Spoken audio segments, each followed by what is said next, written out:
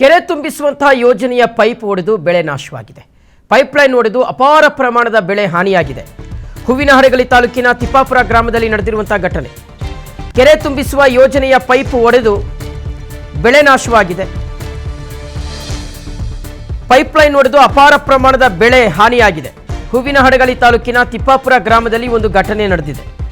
Pipeline ಸೋರಿಕೆಯಿಂದ ಮುಗಿಲೆತ್ತರಕ್ಕೆ ಚಿಮ್ಮಿದೆ ನೀರು. Pipe ಒಡೆದ ರಭಸಕ್ಕೆ ಜಮೀನುಗಳಿಗೆ ನೀರು ನುಗ್ಗಿದೆ.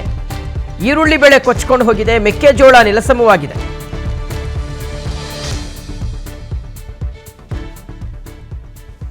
ತಾಲೂಕುಗಳಿಗೆ ಸಿಂಟಾಲೂರು ಇದರಿಂದ ಹೋಗಿರ್ತಕ್ಕಂಥ ಒಂದು ಪೈಪ್ಲೈನ್ ಅನ್ನು ಹೊಡೆದು ಇಲ್ಲಿರ್ತಕ್ಕಂಥ ಅಪಾರವಾದ ಬೆಳೆಗಳ ಹಾನಿಯಾಗಿದೆ.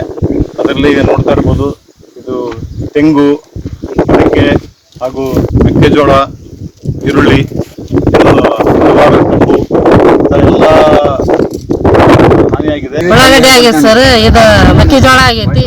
ತೆಂಗಿನ ಗಿಡ 2 ಬೋರ್ನ್ಯಾಗ ಹೋಗಿ ಮಣ್ಣು ಹೋಗಿ ಒಳಗೆ ಕುಂತ್ಕೊಂಡೈತಿ. ಒಟ್ಟೆಲ್ಲ ಹೊಡೆದೋಗ್ಯಾವ. ನಮ್ಮದಂತೂ ಪೂರ್ತಿ ಭಾಳ ದಾನ್ಲಿ ಆಗೈತೆ ಸರ್.